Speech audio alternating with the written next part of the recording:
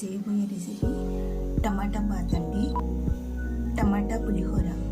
దీనికి కావాల్సిన ఇంగ్రీడియంట్స్: టమాటాలు 2, ఒక నిమ్మకాయ, టేస్ట్కి తగినంత సాల్ట్, కొద్దిగా వేరుశనగకాయలు, పల్లీలు, సగం spoon, half spoon haldi powder, 4 మిరపకాయలు, పచ్చిమిర్చి, కొద్దిగా కొత్తిమీర, కరివేపాకు, 2 ఎండుమిర్చి. నేను 3 చిన్న గ్లాసుల రైస్ తీసుకున్నానండి. అక్కడ కుక్ అవుతుంది.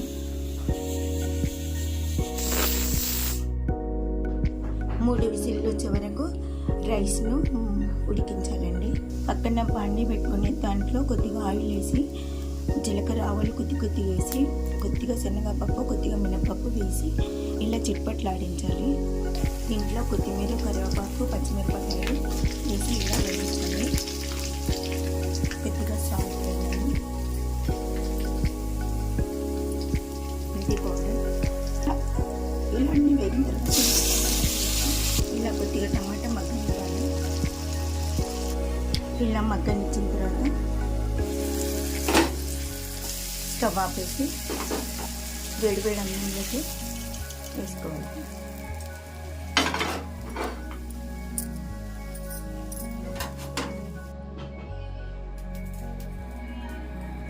ఇలా బాగా కలుపుకోవాలండి మొత్తము.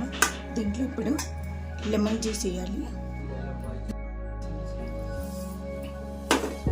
ఒక చిన్న నిమ్మకాయ అంతే. బాగా కలుపుకోవాలి. రెడీ అండి, టమాటా బాత్ పులిహోర. టమాటా పులిహోర రెడీ అయిందండి. మరలా దీన్ని ఏమి పోపేసినప్పుడు వెయిట్ చేయొద్దు. రైస్ ఒకటి ఉడికినాక మనం ఇలా పోపంతా కలుపుకొని చేసుకొని తినేసేయాలండి. Thank you for watching. Please like and subscribe.